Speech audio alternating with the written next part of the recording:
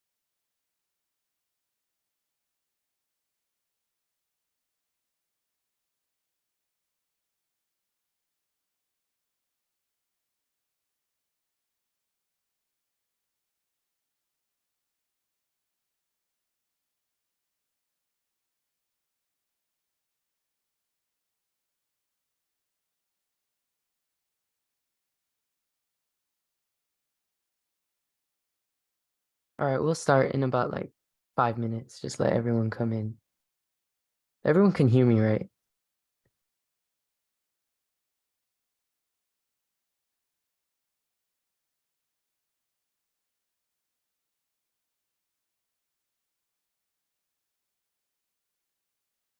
All right, sounds good.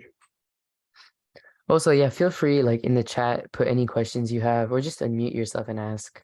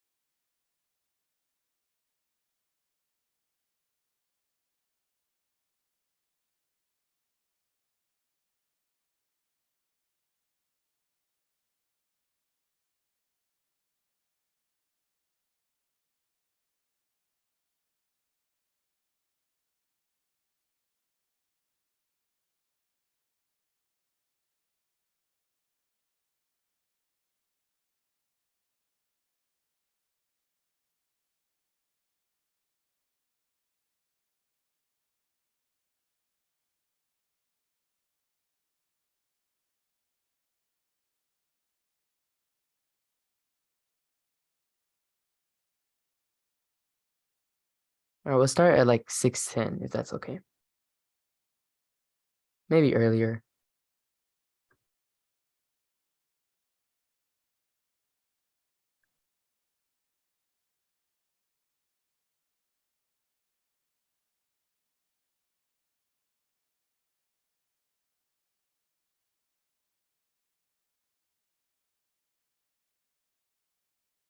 So can everyone see my screen as well? How do I get back to Zoom? One second.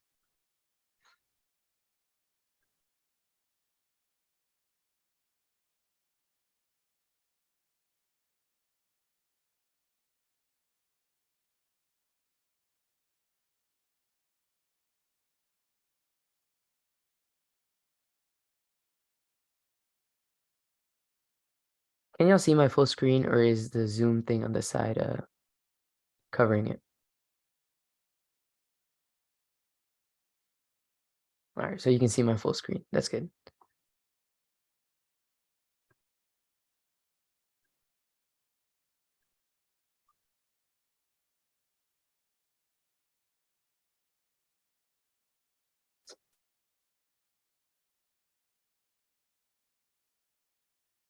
Just gonna make sure there's nobody in the waiting room. All right, this meeting's recorded, so I think we can get started now. And just a few more people are joining. All right. So I'm gonna go ahead and share my screens. Share. All right, so once again, if you have any questions, please leave them in the chat or just unmute and ask me and I will get to them. So today's class is about using options flow and other tools, and mostly options flow because I really love using options flow to trade, and I think it's a tool that can greatly increase your chances of finding plays that will make you money, right? So here are the topics that we're going to cover today. Number one is, what is options flow? So like, what is it? How do I use it? Number two is the different types of options flow. So there, like anything, there's many different types of options flow. It's not as simple as you see an order and you buy it, right? Number three are calls and puts that are being bought, right? Sorry, more people are coming. I'm just admitting them as they come. Number four is when institutions or people use options they sell the options to open. Like, they're not buying the option, they're selling it. Number five is unusual options flow, how you can use the options flow to, example, see insider trading or something like that. Number six is using options flow as a screener to find stocks that can go up in the future. Number seven, I'm going to go over some other screeners I use. Number eight is about Confluence, which I will get to if you don't know what it is. And number nine is building up a small account using options flow, like how I did when I had a small account. So let's start off with the main topic. What is options flow and how can we use it?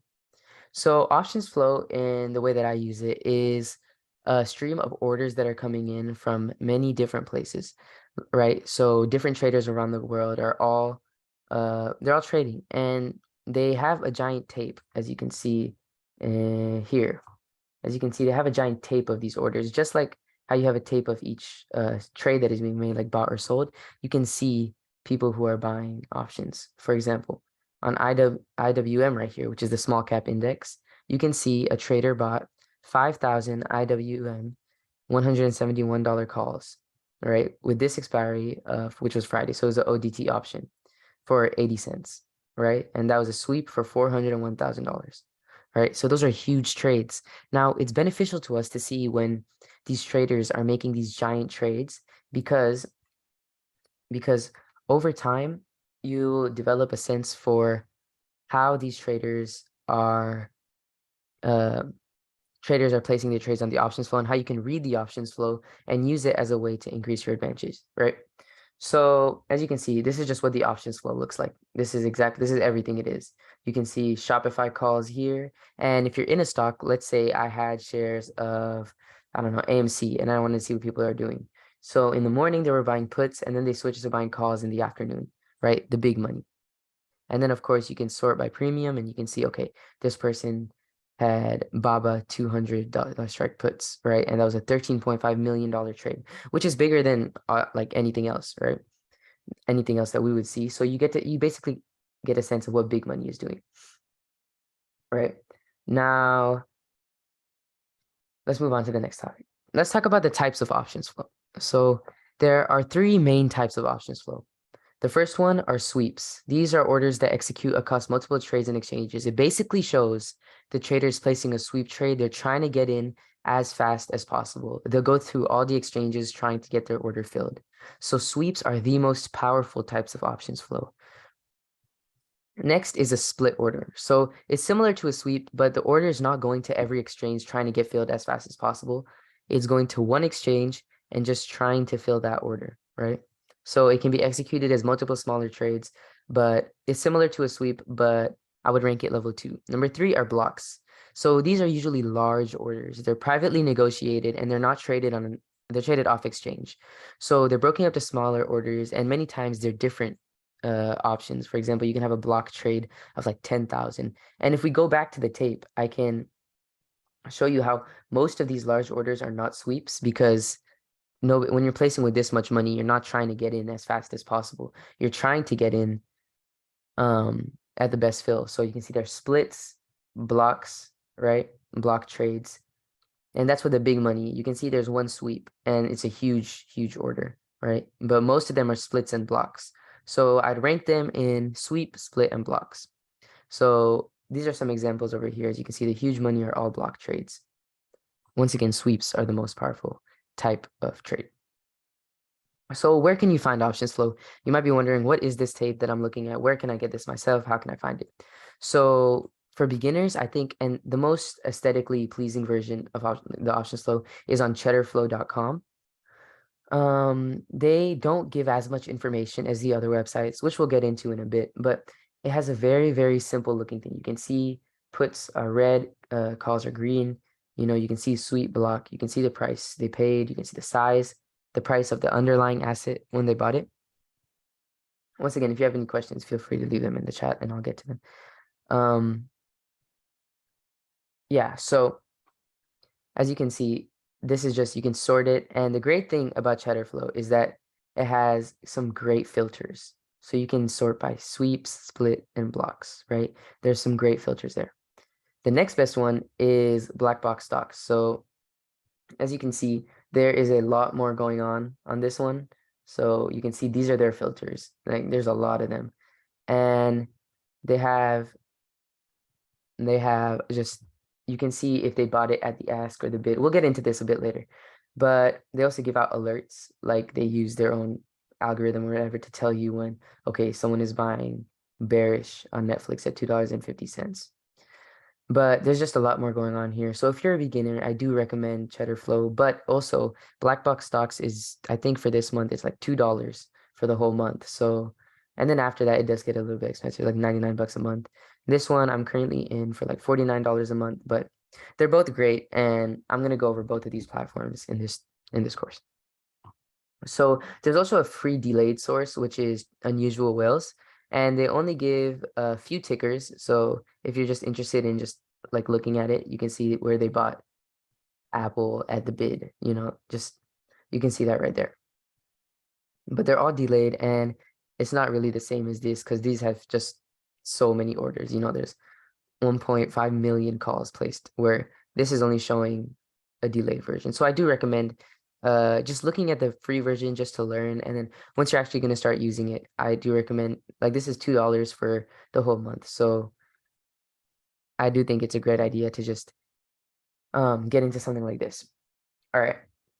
Now let's talk about calls and puts being bought. So I'm looking for sweep or split trades. Like I mentioned earlier, sweeps and splits are the most powerful types, especially sweeps, because that means that the buyer is trying to get in as fast as possible. Next, I'm looking for repeat strike prices or near-term expiry, right? Because with options, the closer you get to expiry, the more you have to be correct. Otherwise, data decay, which is time, will eat into it. You don't have much time to be wrong, right?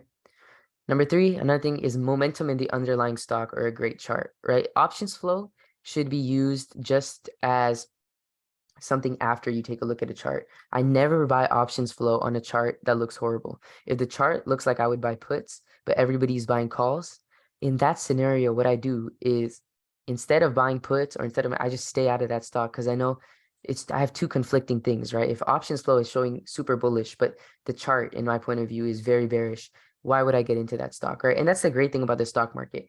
Every day there is a new opportunity. So I know a lot of people like trading the same 3 stocks every day, and that's a great strategy. But for me, I like thinking that there's a bull market at some point everywhere in the market, right? And the options flow helps me find these stocks that are going to go up no matter what's happening. Especially as somebody that trades shares a lot, it's important to me that I like finding stocks that are going to go up since I'm trading the shares.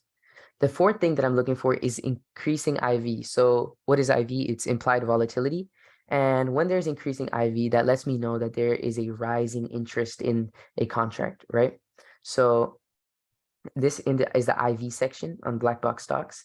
And if we take a look at any contract, for example, just these, you can see that IV is decreasing on these. So when they first bought it, this actually isn't a great example because it's near term. There's only a few orders.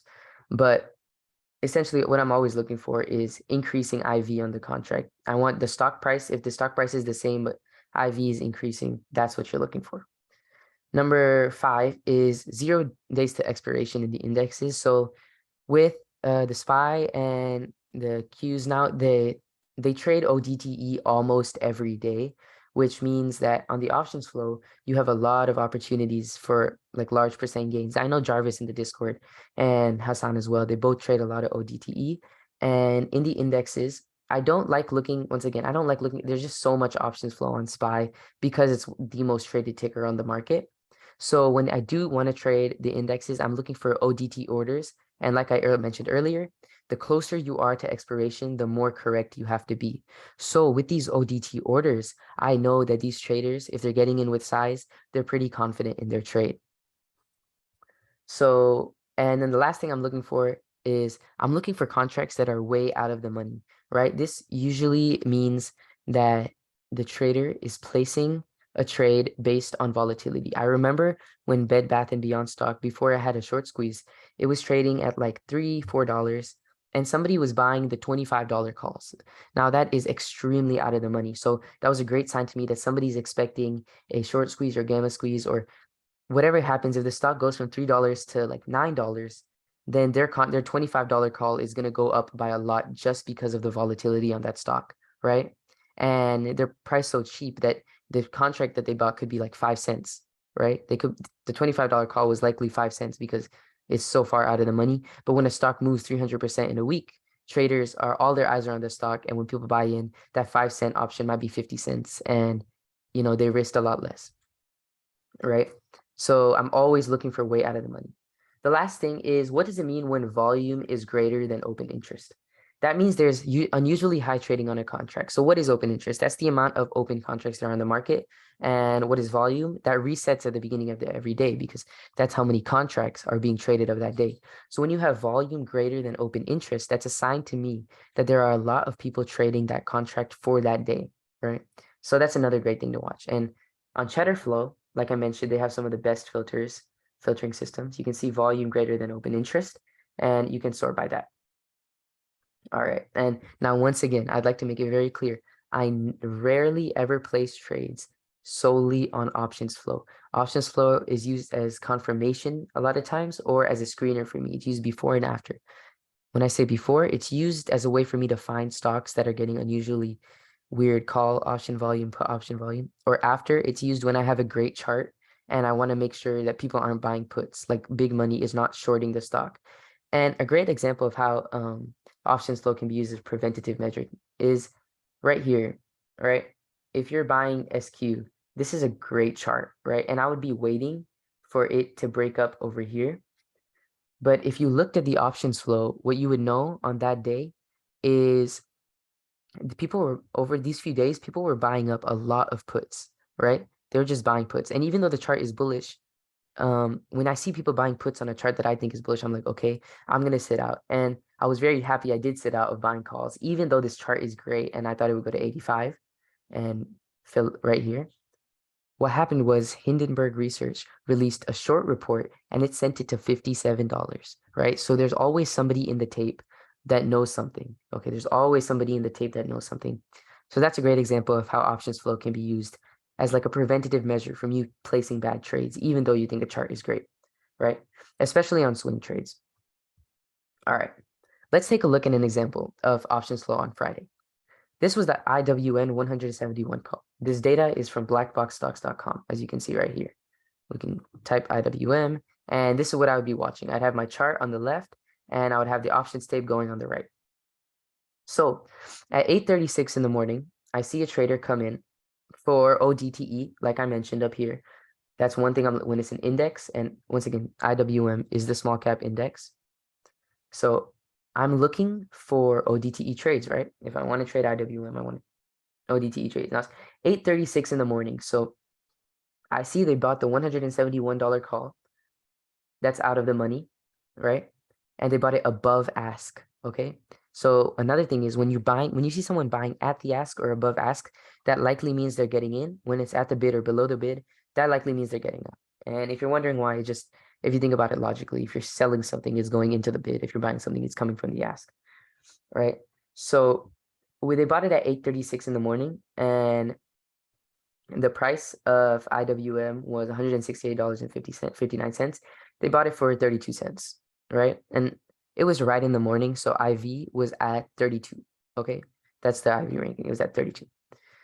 Now it's about an hour into open, a few minutes before hours into open, and they go in again. IWM is trading higher than what it was in and they bought in at 25 cents. They averaged down, but IV is still pretty high considering we're an hour into open, and IV is still here, right?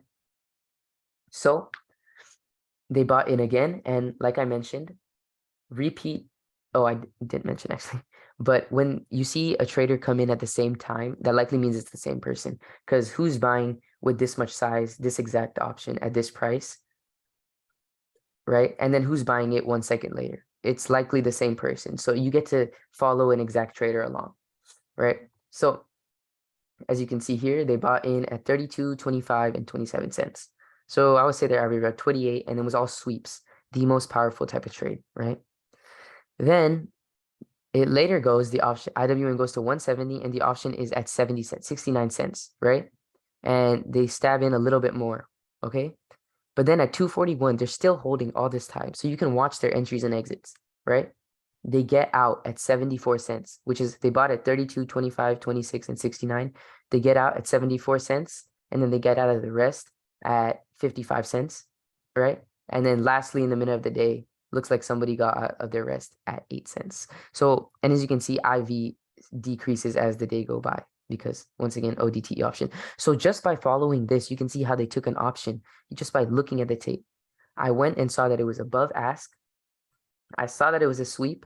I saw that it was out of the money. I saw that it was ODTE on an index, and they bought in at 25 cents. They ended up getting out for 75 cents, right? So that's a great way of how I use options flow. So another example of ODTE trades was Netflix. This was another great trade. I had this on my watch list. Once again, I make my watch list the night before, and I only trade the stocks that I'm looking at. I don't like looking at new stocks because I like to have my thesis beforehand, right? So Netflix was a stock I was watching because, as you can see, I actually put this in the chat. It has a great head and shoulders pattern, right? And I was thinking maybe let's see if it comes back up for the head and shoulders. So I already was watching Netflix. Now ODTE, someone buys at the sweep, right?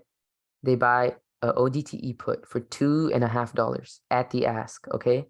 At the ask, they buy the 330 put. And contract IV is 43. So they go in again, and as you can see, Netflix price goes down a little bit. So Netflix price is now at $330.39 versus $300.92. And the contract is more expensive. It's at $2.67, which tells me that people are buying this contract indifferent to how the stock is going ODTE, right? And IV is 42, right? Which is a great sign to me. So IV is holding, contract price is holding, stock price is just faltering a little bit, right? So they're buying in again. Then they sell at 3.8. As you can see, they go on the bid. They sell into the bid at 3.8. So it goes from 2.67 to 3.8 in about 5 minutes. Then, once again, I'm just following their trades. I'm just seeing what they're doing on the tape. Then, as you can see right here, they get in at the ask at 3.08 on a sweep trade at the ask, out of the money, 330 put, right? Then they sell it for 3.64. right? And that's a block trade. So that's another thing that I'm like, okay, they're getting out, right? And then as you can see, you can just keep following the tape. They buy in again at 3.7, 3.9, they sell at 4.75, right? They buy in at 3.2, they sell at 4.0, right? So when you see a contract where I can almost assume this is the same trader just getting in and getting out. It's something you can follow, right? It's like watching the tape. It's like reading a story in a sense, right? So let's talk about option writing. So this is when they sell at the bid or below the bid a lot of the times, unless they're getting out of an option.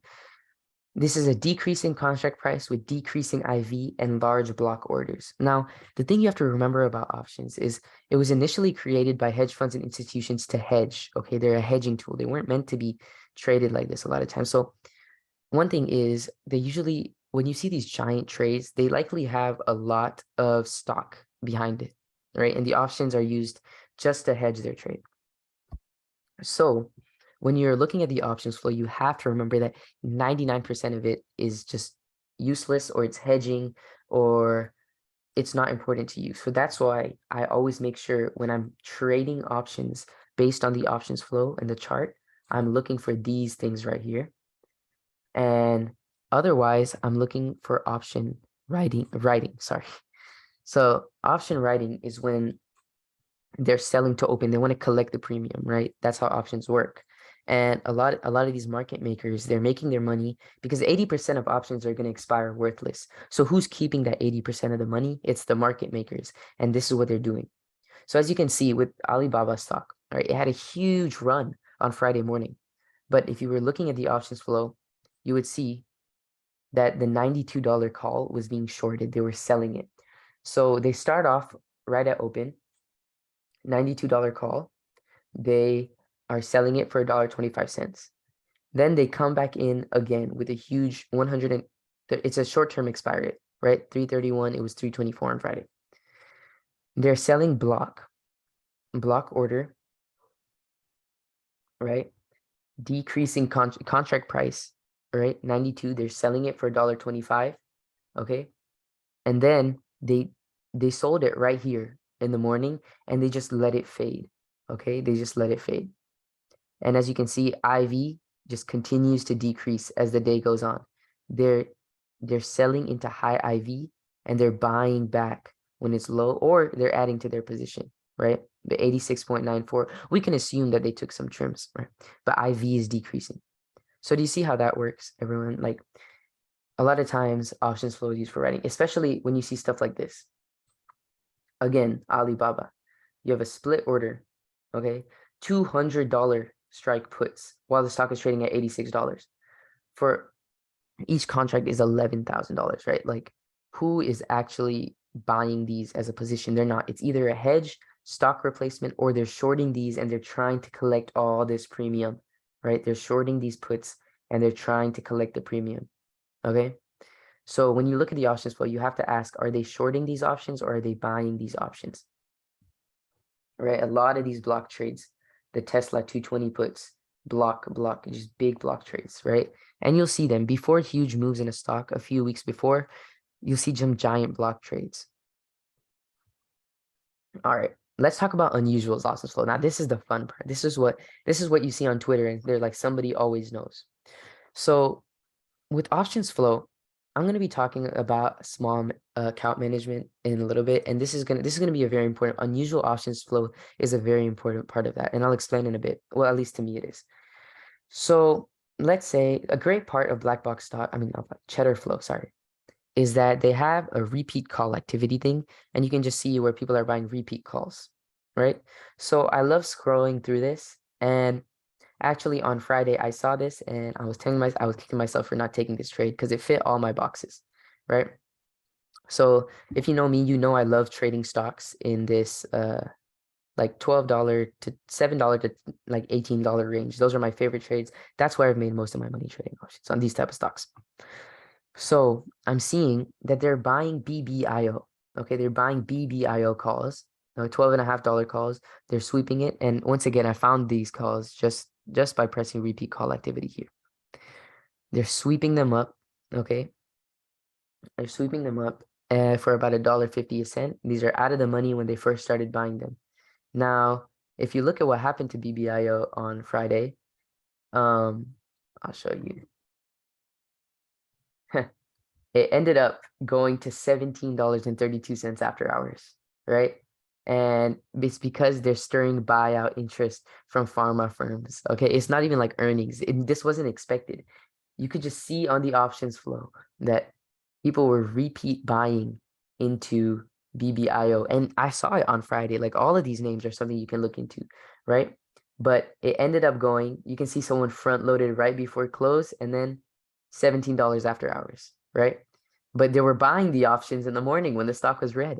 So you can just see there's always something on the flow. Example, before SQ, I mentioned earlier, they were buying a lot of puts. They were buying puts on SQ before they released the short report, right? They were buying puts when the stock price was right here, knowing that it would dump. So there's always something unusual. Now, another great trick that I'm going to show you is if you're on Cheddar Flow, you can sort by spot price. What is spot price? It's the price of the underlying asset when the option was bought. So SPX was trading at $4,007 when they bought these calls. So spot price, you can sort by low to high. This is something I love doing because a lot of these cheap stocks, um, they are nobody's expecting the like people to look into it as much. And another thing about cheap stocks, this is another thing. It's the retail trader's secret, right? Market makers with Apple, everybody is watching Apple stock, Microsoft stock. Market makers are going to do their best to make sure to price the options so that you don't screw them over. Because a lot of times they're selling the options, and if you're taking 1,000%, that means they're taking a loss on these options. Another thing about small stocks is a lot of companies don't have like EOSE. A lot of hedge funds are just straight up not allowed to trade it because it's such a small stock, right? These low float stocks, they don't have the liquidity. They're not allowed to trade them. So that's why I love looking to these small stocks because market makers, they aren't looking at these how they're looking at Apple, right? And that's why I love trading these and how I've made so much money on them, right? So I'll sort by spot price and I will scroll through and I'll just see like these mid-price stocks, MPW, Mara, I know this one has short interest, so they're buying calls that are 50% out of the money. And this is a great chart, right? This is a great chart. So I go here and that's the chart. We get a close above this, I can tell you we're going here, right? So that's how I would use that. Now, uh, right, I use it. This is how I screen for stocks, actually. That's another thing. Screening with options flow. I never moved this slide, but this is how I screen for stocks. I love looking at these price stocks, and the options are so cheap. They're like 5 cents. So even if they go to zero, look, like each option is 5 cents, but a lot of times they go 200, 300%, right? Especially because stocks like Affirm and Plug and these mid-cap stocks, they love having random 20% days. Like right here, they love having just random huge days where they'll consolidate for a bit and then they'll just pop, right? As you can see here, it'll just be waiting and then you just get a huge move. And these options lose so much value. Like the $12 call would have been 5 cents. So if you just caught this breakout right here and wrote it up, there you have 2,000%, right? And I'm watching it again, right? Because although they're buying puts right now, when they start buying calls, I'm going to be looking at it. And all right. So the next thing I'm going to be talking about is contract size. So if you sort by size right here, you can see these super unusual orders with the cheap options, right? And example, this is one thing I was looking at. So when I was looking at spot price, I was looking at SI, right? And EOSE, and I see BB. It's highlighted like this. It's a very unusual order. They're buying next week $4.50 calls for 3 cents a pop, and they bought 10,000 of them. So let's take a look at the chart. So this is a chart that I really like, right? They're buying them for 3 cents. So even if they go to zero, you lose what, $3 a contract, right? But if this has one of these random like day pops, those might go up way higher, right? Because of the IV. So volume is greater than open interest. So that's how I would add it to my watch list. We can just keep going like SI. Like they're doing unusual trading on this stock. So save changes, upload, SI. And you can see it is trying to pop off these lows. It's down a lot. And that's basically how I look for these like Goss, Fubo, these names that everybody forgets about, but randomly they'll have a huge day.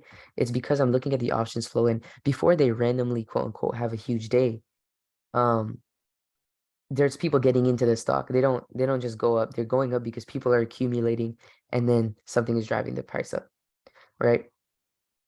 So one more thing that I'm looking for always is way out of the money contracts. So if I'm buying, let's say I want to get into Shopify stock, right? Let's say I really want to get in. This is just an sorry. Let's say I really want to get into Shopify stock, and I am wondering when I should get in, right? One thing that you'll have seen right here, actually, when it was trading over here, what I remember is people were buying the $60 calls for Shopify, even though it was at $35. Now that's way out of the money, right? So what I can do is I would step my stop loss just right here under support, like basic support resistant. I would set my stop loss right there. And then obviously we got that huge move to the upside. So when they're buying way out of the money contracts, what that tells me is, once again, they're expecting a huge move, and it's a great bullish indicator to me. Now let's talk about some other screeners I use. And first, let's talk about Finviz. So finviz.com. This is a screener I love using. They have a great Finviz is one of the best free platforms that people neglect a lot, but it's great. They have the news coming in. You can create your own portfolios here, right? You can have futures. You have inside. I love looking at the insider trading on this, especially when I see insider trading plus options flow. That's a great, powerful example. So this screener, right?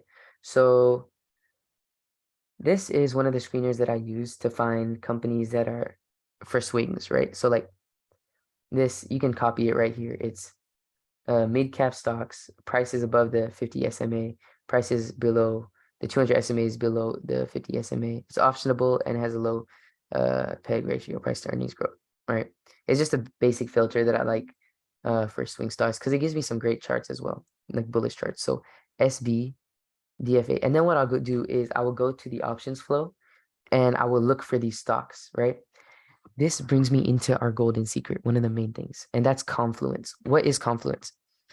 Confluence in trading is when there's a bunch of things lining up for one stock. That's how I identify an A plus setup, right? So what is confluence? Confluence is when I go on Finviz, right? And I see a stock in that's hitting my screener, or I have a stock that I was already looking for because it had a great chart and it's coming up on the options flow, or it has high short interest. It could be anything that you use to determine. And if there's confluence, then that increases my confidence in the trade. Confluence increases my confidence, if that makes sense. All right. So just to make sure, does anybody have any questions so far? Like about anything, feel free to unmute or just put it in the chat. All right. So, okay. So confluence is where I was at. And that's always what I'm looking for. If you're wondering how I identify an A plus setup, it's when I see a stock over here getting call flow and I'm like, okay, that's interesting. And then I see it on one of my screeners, like I just have multiple different, you can just mess around with the screeners and see what it gives you. And I was looking at the chart. So when the chart lines up, when the options flow is good, and when there's one more thing, whether it be short interest, insider buying, a price upgrade from one of the big banks, those always move the stock.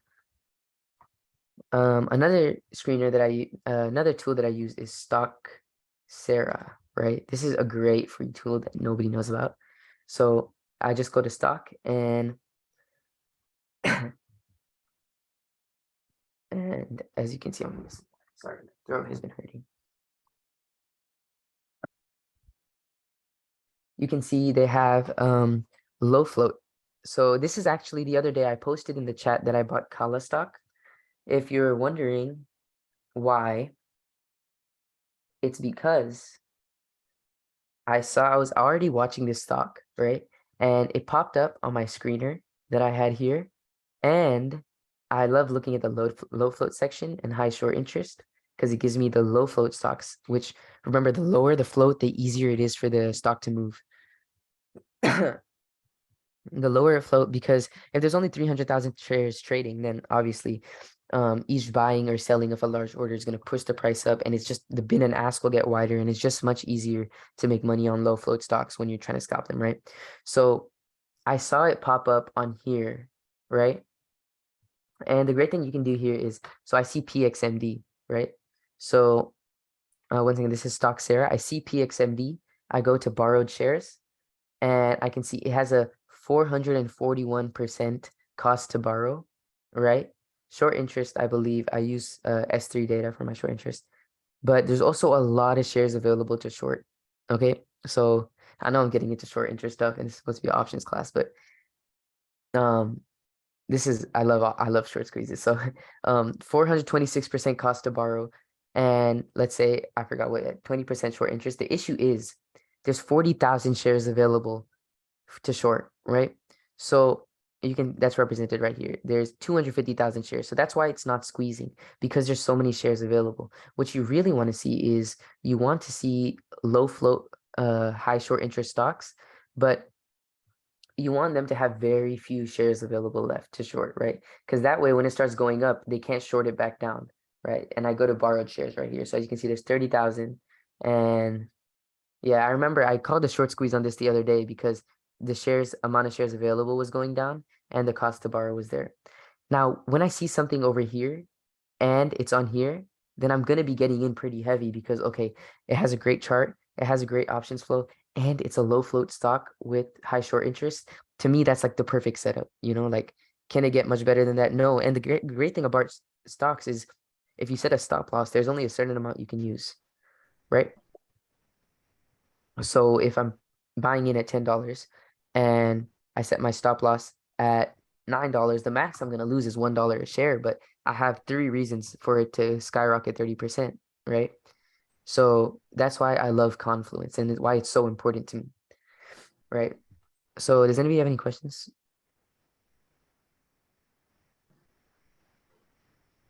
All right, no questions so far. Great. Okay. Um, yeah, so that's the great thing about options flow. I love using Finviz and Stocksera to give me added uh, confidence levels in my trades. And speaking of confidence levels, let's talk a little bit about growing a small account. I said that was something we would cover. Growing a small account using options flow. So when you're growing a small account, you'll see a lot of like, ooh, there's something in the chat. This class will be recorded. Yes, this class is being recorded. Um, yeah, this class is being recorded. How do you tell what constitutes unusual orders? Is it just relative to the other orders on that particular stock, or there's a general rule to identify? All right, so unusual orders are, this is how I go through that. Let me get through that. That's a great question. So on Cheddar Flow, there's a tool where you can press unusual and it just shows you what they constitute as unusual orders. And I think this is a great tool because it's like, okay, why are they unusual? Because, they're split or sweep orders, high contract size, out of the money, so they're unusual, right? But for me, when I'm looking at unusual orders, I think volume is greater than open interest as well on all of these. When I'm looking at unusual orders, I love what they have right here, but it's also, to me, I'm kind of just asking to myself, like, why is somebody, it's unusual that they're buying these options, right? So with SI, right, it's unusual that they're buying just options on a stock like SI because it's a high short interest stock. I know that it's a high short interest stock. So to me, it's like, okay, that's very unusual that they're buying out of the money options on a high short interest stock. With BlackBerry, BB, they're buying options that are 0.0 through 10,000 of them. So that's huge size. So I guess you could say a rule is that you want large size, low contract price, and out of the money. And the more you trade, and the more you're in the markets, you'll get a sense for names and how they move. For example, like SPCE, UWMC. When these stocks move, they really move. And you don't see them on the options flow every day. Like the SPY, UVXY, I see them on the options flow every day. But like DPST, MPW, you don't see those every day. So what makes it unusual is that they're buying options. There's volume coming into options on a stock where there's usually not that much volume in the options. You see what I mean? And once again, it's with my other like when I use Finviz and Stocksera, and if they have any other thing, that's how I constitute it as unusual to me, right? All right, I'm glad that makes sense. Any other questions? Yeah, no problem. Any other questions about this? Do you think cheddar flow better than unusual whales? Yes, I did. I covered this, I think, at the beginning, but especially free unusual whales, they're not much. But even on the not free version, I had it for a bit, and it just shows a lot of information. It shows a lot of data. So that's your thing, and you can go for it. But for me, it's like when I see these trades, this is a $592 trade for Apple at 2 cents. It's a lot of data to me, and they they do show ask and bid, but I don't like the interface, and it just confuses me a little bit because I tried using it and you can sort everything here, but for me this is just so much more cleaner. And um if you guys have read the book like Psychology of Money, there's a little part in it about being reasonable versus being rational about things, and I think that applies here, I guess, in this situation. Unusual whales would be the more rational thing to go for, right? It has more orders, it has more information, but reasonably, I enjoy using cheddar floor more, and I feel more focused, and therefore my trading is better when I'm on cheddar flow, right? So you have to think about it. Am I doing something just because like logistically it should be better, or trading is very much a mental game. So if I feel more confident using cheddar flow, if I have had more experience using cheddar flow, if I like it more and my trading is better, then why not use it? Even though using unusual whales is has more data for me, I like using cheddar flow. And I think this is a great segue into how to grow a small account. So um the thing about trading is, like I mentioned earlier, it's a very person, like it varies from person to person. For example, Hassan and Jarvis, they love trading ODTE, SPY, SPX contracts, right? And those move very fast. So you have to be on it, you have to be watching.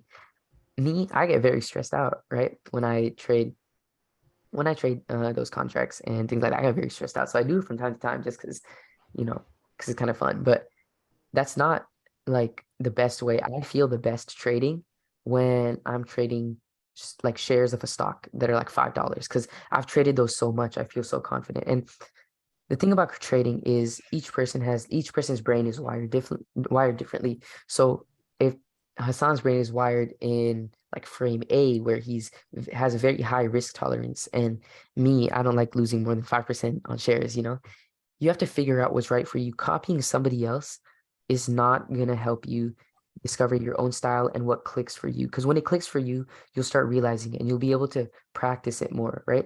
And it'll be a lot more fun than me. Maybe if you're getting stressed out, then try to switch over to shares. Try to switch over to long dated options, swings.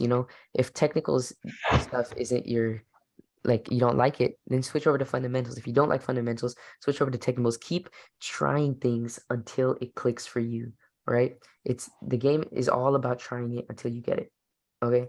So when somebody gives you advice on how they grew their account, you should take it as advice from them and try to restructure it into a way that works for you. If you're like, for me, I'm always at school, so I don't even get a chance a lot of the times to look at the markets some days, right? But for me, what's worked is buying stocks at the beginning of the week and just kind of swinging them, right? And I've gotten pretty good at it. So that's how I trade now, right? But then when I'm sitting at home, I do like scalping, right? So it's just whatever works for you works for you. Now, I'm gonna tell you how I grew a small account. So when you have under like, I'd say $1,000, maybe under 500, let's say, in your account, a lot of like the gurus online will post those charts. Getting 1% a day is gonna like multiply your account in this much time, right? But it's unrealistic. How many people have you actually seen have $500 and do 1% a day consistently, right? If you could do 1% a day, which sounds very easy, but if you could do 1% a day on any amount of money, you'd be a you'd be like a legend on Wall Street, right? The way that compounds would just be crazy. So nobody's doing 1% a day. And this is, I'm going to tell you how options flow increases your chances when you're growing a small account. What I did was I just took small trades on my account and I just tried to keep myself break even or grow it a little bit. Like if I had $200, when I had 200, I remember I would just try to grow it a little bit. Like 200 becomes 250 over a week. 250 becomes 225. 225 becomes 275, 275. And then what happens is as you're trading this much, you end up getting lucky, right? And I know this is like a lot of people say there's no luck in trading, but for me, when you're using options flow, there is. If you're BBIO, let's say I had taken these, right? If I take a trade, one trade like BBIO every day, right? Which I constitute as a trade that I like because it's in the price range that I like. It's in the price I like sweep, you know. Let's say I take it, right? Like maybe nine and a half times out of 10 is just going to be a regular trade. You know, by the time I close it, it's going to be 10%, 20%, 30%, or it's going to be down 10%, down 15%. Okay. So I'll take those 10, 20%, 30% any day, right? But then you'll get a trade like BBIO, which you buy, and the next day you wake up and look, you're up like, I don't know, you're up 200, 300%, right? And that's when your account will get that boost. And then when you take those base hits, you're gonna compound $200, let's say becomes 600, right? You're gonna compound 10% of 600 now isn't $20 like it was with 200. It's $60. And that compounds a little bit, then you get lucky again. So it's about holding yourself until you get one of those big trades. And that's how it's always worked for me. And then when I see trades that are confluent with each other, like they have great confluence. They're on the options flow. They have a great chart. They're a low float, high short interest stocks that I love trading. Then I'll go in a bit heavier, right? And that's how I'll get quote unquote lucky with short squeezes. That's how I find so many because not every short squeeze works, but the ones that do, they were on the options flow. They were on my scanner. They were on like they were on my short interest side before, right? And like I mentioned earlier, the max you can lose is with however much you want to lose, right? You're not gonna if you have a stock at like what $6 and it goes down to your stop loss is $5.50. The max you're gonna lose is 50 cents per share, right? So it's just very important to just when a stock isn't working, it's not gonna work. A lot of times, think back on all the trades that you made, and well, at least when I do, when they were gonna work, they worked instantly. Like I didn't have to wait 3 days, down 70%, and then it's up 30%. Let's go. No, the trades that worked, I got in, and few minutes later, or like if it was a swing of within a few days, I was never down 50%, and then they were up like 100%. The best trades are the ones where they kind of just work instantly, you know? So especially with shares, I don't have a very high risk tolerance because I don't let my shares go down more than 10, 12% because if you think about it, that's the company, like the valuation of the company is going down 10, 12%. Like I don't let it go down anything more than that. Um, yeah. So when you're using the options flow to trade, remember there's always a buyer hidden somewhere in here. Like with BBIO the other day, with SQ the other day, there's always a buyer. So when you're using the options flow to trade, you're going to end up getting lucky. And that is really what's going to grow that small account when you get lucky. Like with AMC, AMC was on the options flow beforehand, right? AMC was when I got lucky, quote unquote, with AMC, I was taking a trade like AMC before that, the week before I was in Tilray. This was back in 2020, 2021. I was in PLTR. I was in Tilray. Those gave me like 10, 20%. I remember that week. And then AMC came and I got 300%, right?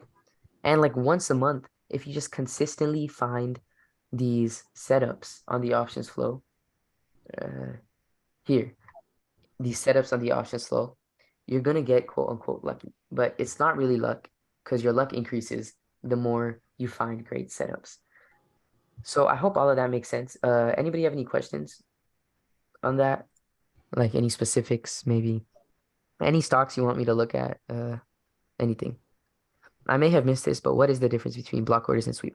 Okay, great question. So sweep orders are when Oh, I have a slide for this. Sweep orders are when they're going across multiple exchanges trying to get filled in all at once. So these are urgent. I rank them. So this is my ranking of how like important they are. Whenever I see a sweep order, I think, okay, this buyer is trying to get in ASAP. They're trying to get in as fast as possible.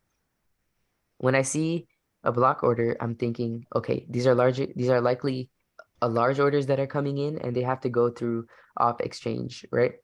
So as you can see, I showed this earlier, but these large trades are usually block trades, right? Or split trades because you're not going to sweep. They're not going to try to get filled for $13 million urgently, you know? So these are block orders. And a lot of times they're used in selling, right? I'm never, when I'm looking at an option and I see someone bought a block, I am here, right? This is black box stocks. When I see a block trade, if I see, even though they're buying at the ask, um, it's in conjunction with a lot of other sweeps, so I'm just gonna assume they bought in. But like block trades, I don't pay much attention to. As you can see, bid, they're trying to get out of the $11.50 call, right? Like they got in at 36, they got in at 35, they got out at 36. Nothing crazy, right? So block trades, once again, they are privately negotiated off exchange orders. Sweeps are really what I'm always looking for because that means they're trying to get in urgent, and that also means if they're trying to get in as soon as possible, I wanna tail that, right? Uh, no problem. Any other questions? Um,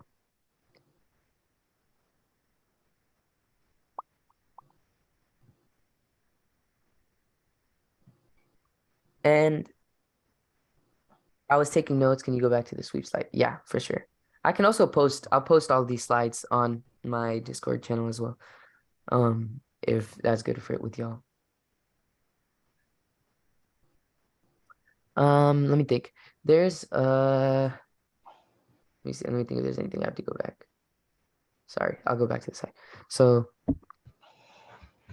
let's see. When I'm looking at what else is there to talk about options? So I think I went over everything actually.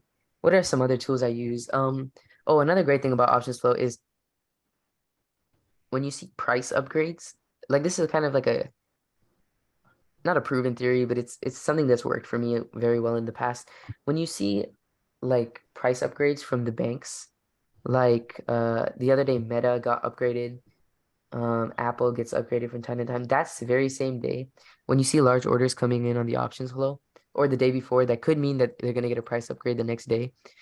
But those are great day trade ideas.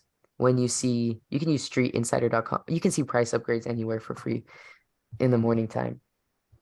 I post them from time to time on my channel as well. But when I see like Meta got a price upgrade when it was at $190, it had great call flow, great chart, and then those options ended up going 600%, right? And it got a price upgrade. So a price upgrade is another thing I'm looking for.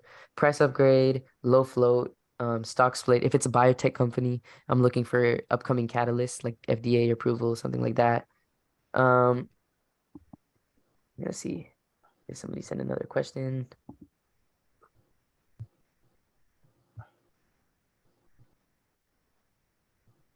Okay. How long does it take for you to verify your setups, checking through all the criteria? So with I do a lot of my research the night before. I plan out my trades a lot the night before because I can see um I can just see like the night before that okay, uh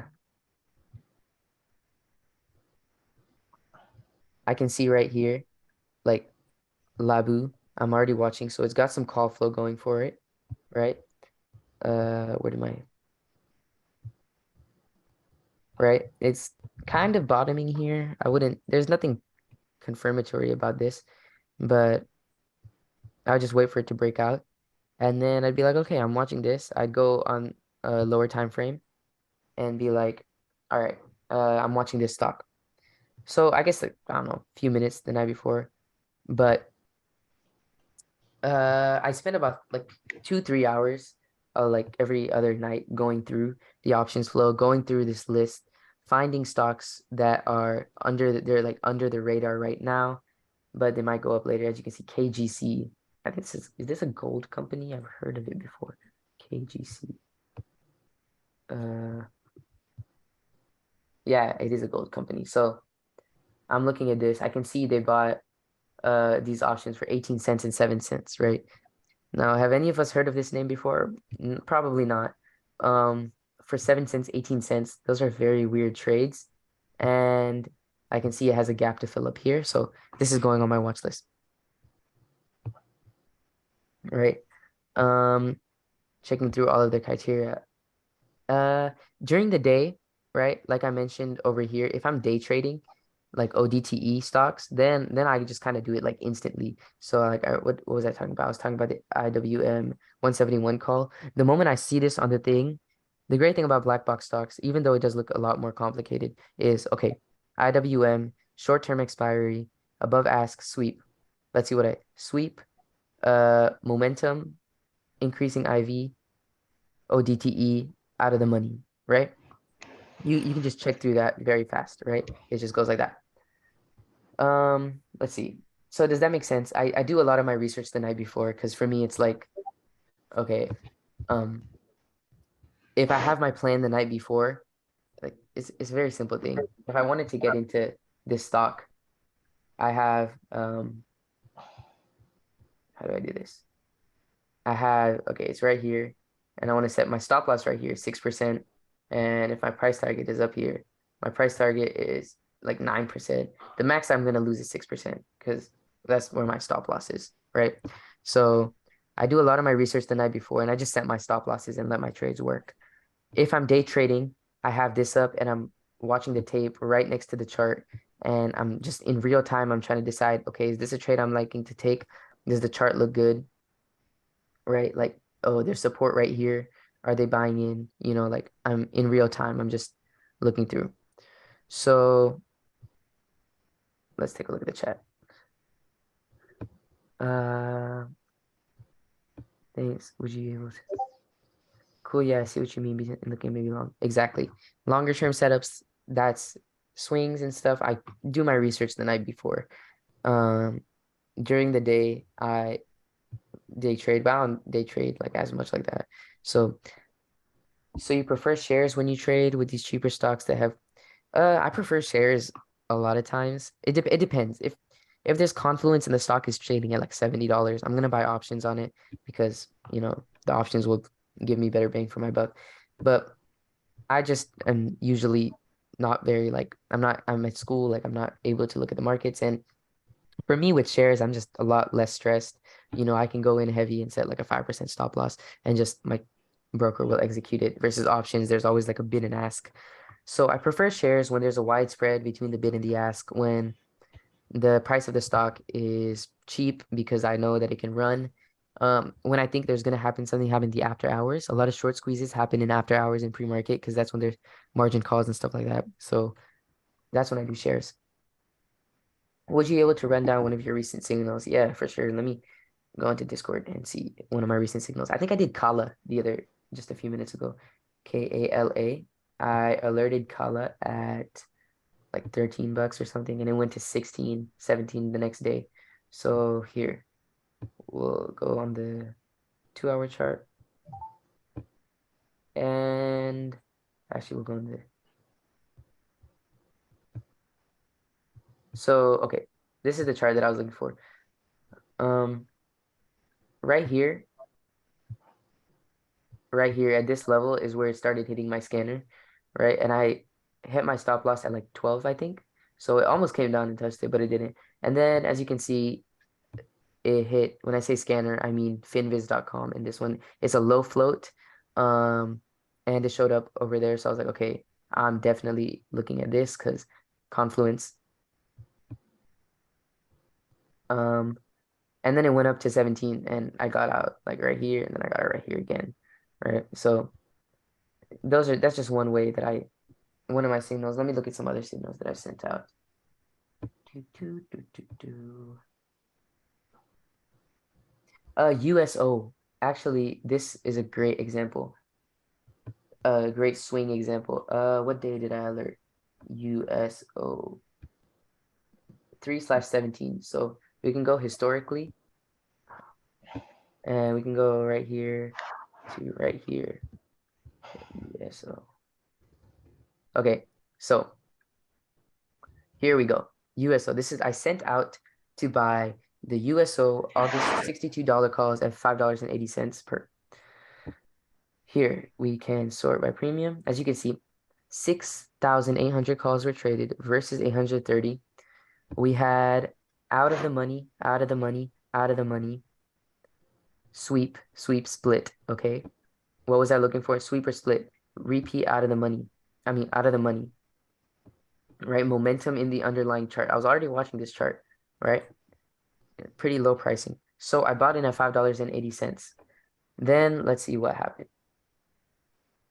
USO. I bought in on the 17th, right? Right at support. This is where I bought in. Then over the next few days, it went up to $63 and our contracts went up almost 40% with a few months to expiry. So that's a low stress swing. And I know if it closed under $58, I'm going to get out, right? Price of oil closed under 58, I'm going to get out. But as you can see, it went up to 63. And that's how you just use options flow to place a great trade. So hope that's like one of my recent signals that I covered. Another thing is, sorry, on the day of FOMC, I think I said people were selling SPY calls and buying puts, and then we all know what happened. The market just completely tanked. So that's how I was watching it with the indexes.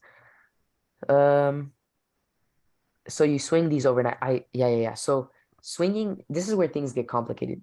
So people are always like, okay, how do you know when to swing a trade versus how do you know when it's just a day trade? Um, a lot of my trades I pre-plan in advance as swings. So sorry, I'm not gonna get into it if I don't have like if it's gonna like destroy my account if I swing it. But if I'm up in the day, example the other day I was in Nvidia puts and I did got a really good entry for the day, right? I got in, I think right here, and they were up 60% in the day. You take off half. That's a great trade. Just take off half. Whatever happens the next day, set your stop loss at break even, let them run. If it wants to keep running, it will. That is how, like, long time. This is my best trade. How did I know? Everyone was asking me how I need to hold this, even though I was up, um, what, 120% on it. We bought in, right? I remember this like vividly. It's my best trade of all time, but I bought in right there. And when it went up to here, I was up like 120%. How did I know to hold to the next day? Because I took off half my position there. So when it came up here and it was up like what 5,000% or whatever, I'd already taken off half here. So my my entry was covered. And no matter what happened the next day, I would pretty much make money unless something crazy happened. But then that's how I was able to capture the whole move. You don't have to be in everything with everything. You just have to be in it, you know? That's usually enough to like satisfy. Because once again, trading is very emotional. As long as you have like a position in it, I tend to just be okay. So do you look at dark pool data and is it useful for anything? Yes, I do look at dark pool data. I don't use it as much because there's just like a lot of it. But like, sorry, SPY.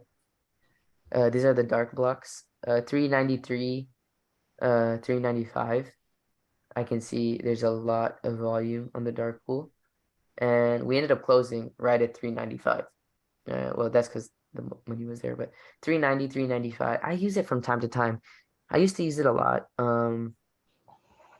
But I kind of mark it whenever I see that, see that these are 0.25%. Whenever I saw the other day, there was a trade for like Apple that was like 10% of the average volume, right? It's not there, but I saw there's a trade for Apple that was like 10%, and I added that level to my chart. It happened to be this resistance level, and then it broke above it. But yeah, dark pool is great. I think there's actually a trade alert.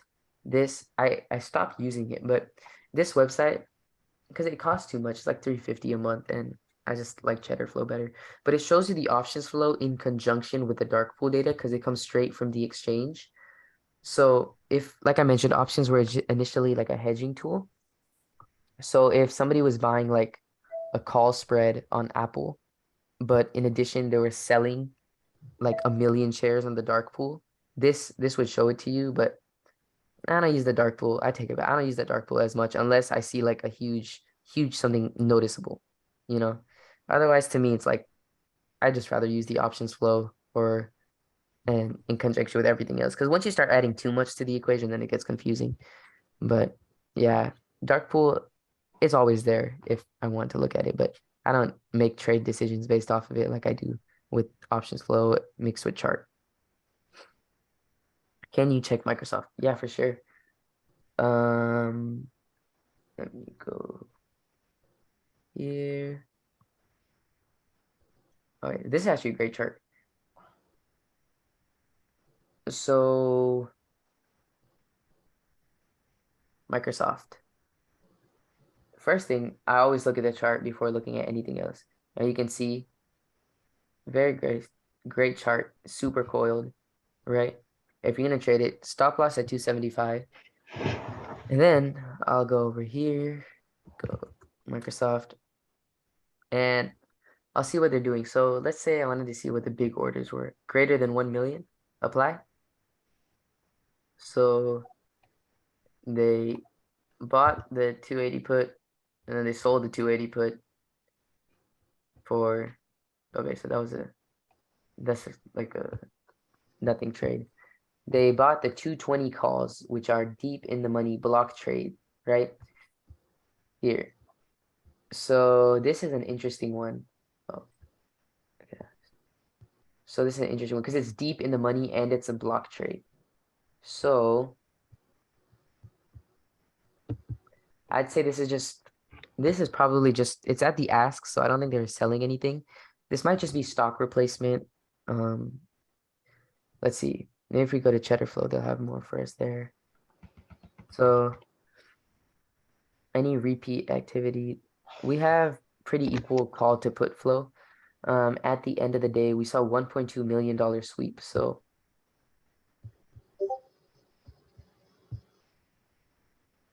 at the end of the day, we saw that 1.2, but then we saw they closed. So we had a $1.2 million sweep but then they just ended up closing it anyways, right? And then they sold it again. So if you look at this is actually a very interesting trade. So they bought it, they sold it, they bought it, they sold it, and block trade again. So, and then they below bid sweeped.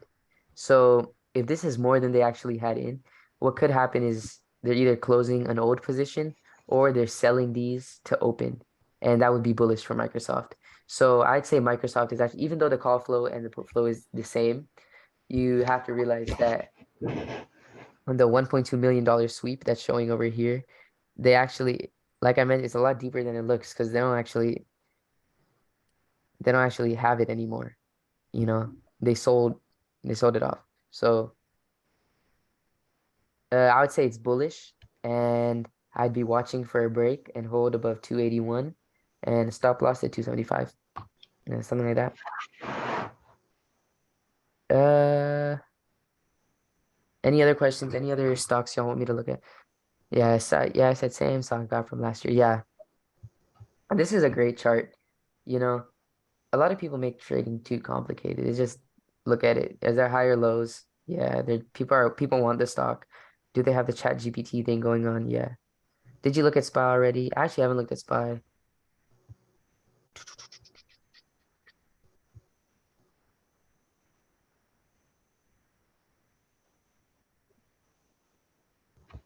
SPY. I mentioned earlier with the options flow on SPY, there's so much of it that it just gets lost, right? The good flow gets lost because everybody's trading SPY, you know?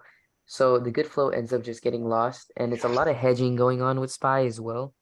So I can see they're closing out their calls at the end of the day.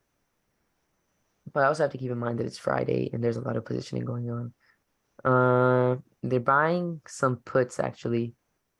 369 put is way out of the money, but it's a $13,000 trade, so not a great.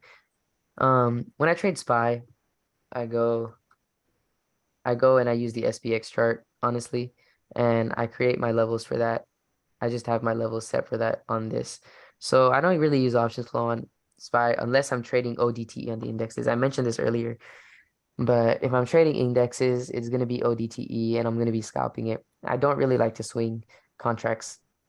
on the index is based on the options flow, just because there's just so much of it that everything just ends up like $293,000 of calls, $448,000 of puts. It's gonna be hard to find something worthwhile in there when there's like, okay, you can see these unusual calls on a stock like BBIO, right? So, yeah, I hope that helps. Any other questions before we wrap it up? How do I get the exact level on SPY from my SPX? I like to use SPX. Yeah, yeah. Actually, I don't know how to get the exact level. I just use SPX to trade SPY. Um, like I'll have the SPX chart up, but on my phone I'll be like trading SPY. So I don't know how to actually find the level. I just have the SPX chart because I know SPY is gonna do what SPX does, or vice versa, right? So where can I view ES? Tradingview.com. If you just go here, ES. Oh, are you asking about ES options?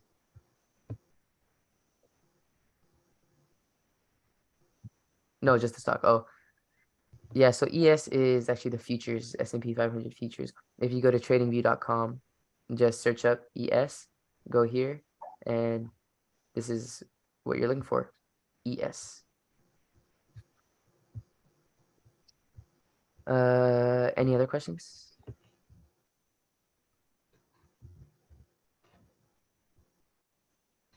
Where's the best place to find SPX price after hours or pre-market? SPX after hours. Just use ES futures. Oh, without using ES. Sorry, I missed that. So this is my SPX chart. As you can see, I had that level printed and we ran right there. I'm not sure, honestly. Without I just look at ES because it works for me, and it trades. It'll start trading tomorrow at 5 p.m. CST. Uh, yeah, just use ES. Sorry if you already spoke. What platform do you use? Webull. Well, actually, now I for shares I use TD Ameritrade because they have a great order routing system. That gets me in kind of at the best price, even if bid ask is like kind of wide. They won't get me in, even if I place an order at the ask. I noticed they don't get me in it. It's pretty cool.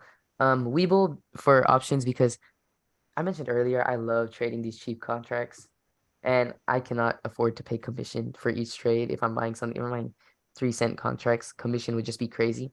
Webull has zero commission. So I love placing options trades on Webull for shares, which is what I do most of my trading with.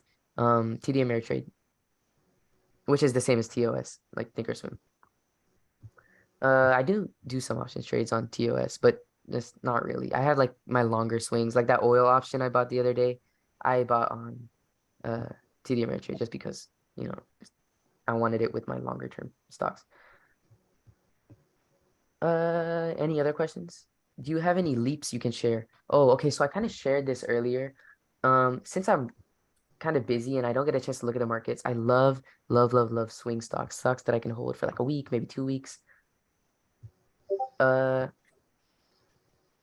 so super perform. This is something I use. I love. It's worked out pretty well for me over the last few months. Like one of my big trades recently was Zeus.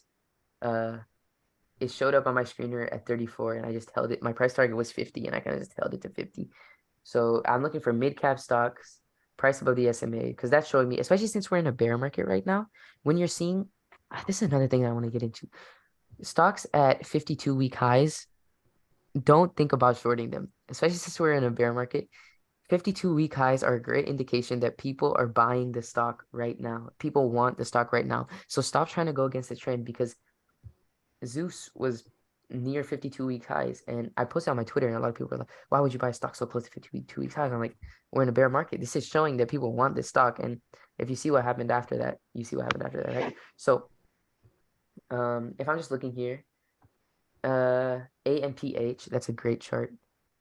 This is called the earnings drift. So AMPH or whatever happened here, they didn't sell off. The gap never got filmed. That's showing people want it, right? And obviously, if you know how to read a chart, you can see how great this chart is. You have all I'm waiting for is a breakout, and you keep your stop loss at 36.5, right? What's the most you're gonna lose? $1 per share. And upside could be unlimited, right? So this SB is another chart that's showing. Oh, let me go back to the screener so y'all can see. Uh, this is the screen. It's a very simple screener. Any leaps that I can share right now? What am I in? I shorted PayPal the other day. Um, I'm gonna be honest, I shorted it because first of all, everything that happened with SQ, like with their whole Cash App situation, everything that Hindenburg Research posted about them, I thought kind of sort of applies to PayPal. Number two, we're right at support. Like, and I was with their customer service the other day, and it was horrendous. So I'm thinking a lot of like it was just it's like a small position that's not very technical based or anything, but it's there. Back to AMPH, that there's that. We have SB, and then actually what we can do, let me SB. There's no option. It's too small of a stock. Now, if I did see options flow on SB, that would be bullish. That's what happened with Kala the other day. Kala. It showed up on my screener. Then it showed up on my other, like I mentioned, this was a great website to find low float stocks. I saw it had a low float. It was catching volume, great chart. I got in pretty heavy. It went from $13.50 to $17 in a day, right? So if you see, that's kind of what I do. Another thing with leaps, if we want to go back to options flow, if you see way out of the money contracts for leaps, that's like if they're buying calls that are like 50, 60% out of the money, you want to look at those because like and swing those stocks. But yeah, I still have some oil contracts. If I get into anything else, of course, I'll share it in the Discord. But yeah, any other questions, any other stocks, anything not trading related, anything you want to talk about? Otherwise, at like 7:25, I will end the meeting.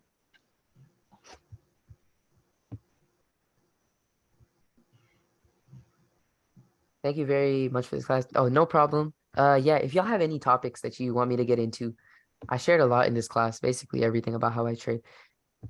If you have any other topics, thanks. Any current open positions? I have oil. Let me check. I have oil. Um,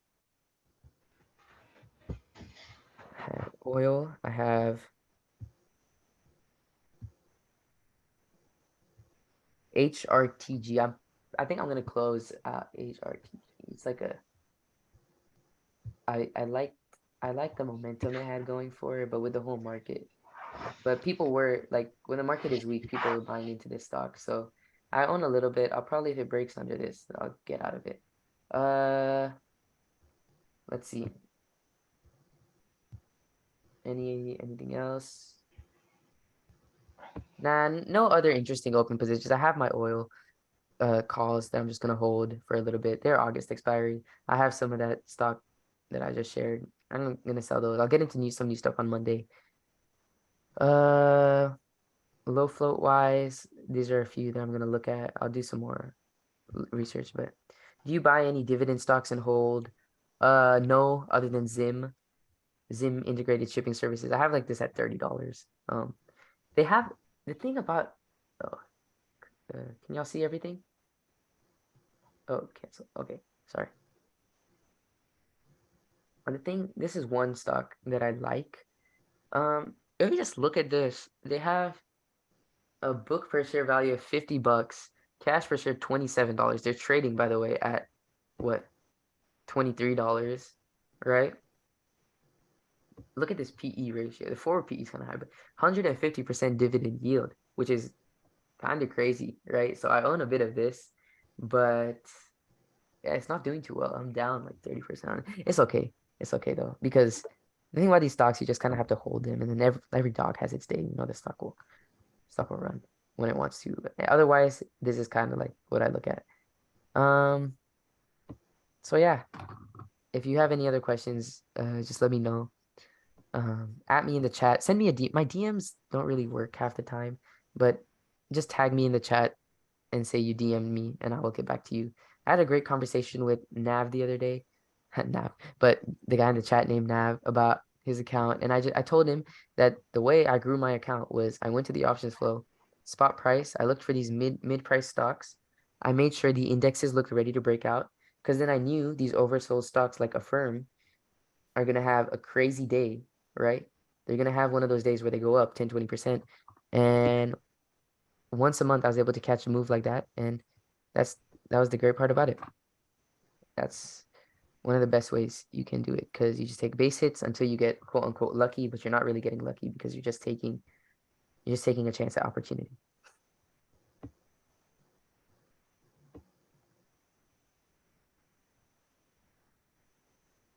All right. If there is no more questions, then I will call it a day here. Thank you so much, everybody, for coming. This meeting is recorded if you want to go back, and I will post my PowerPoint. It's kind of short, but I'll post it in the chat in my channel, of course. Have a great evening, and I will see you all on Monday. Good luck trading next week, and yeah.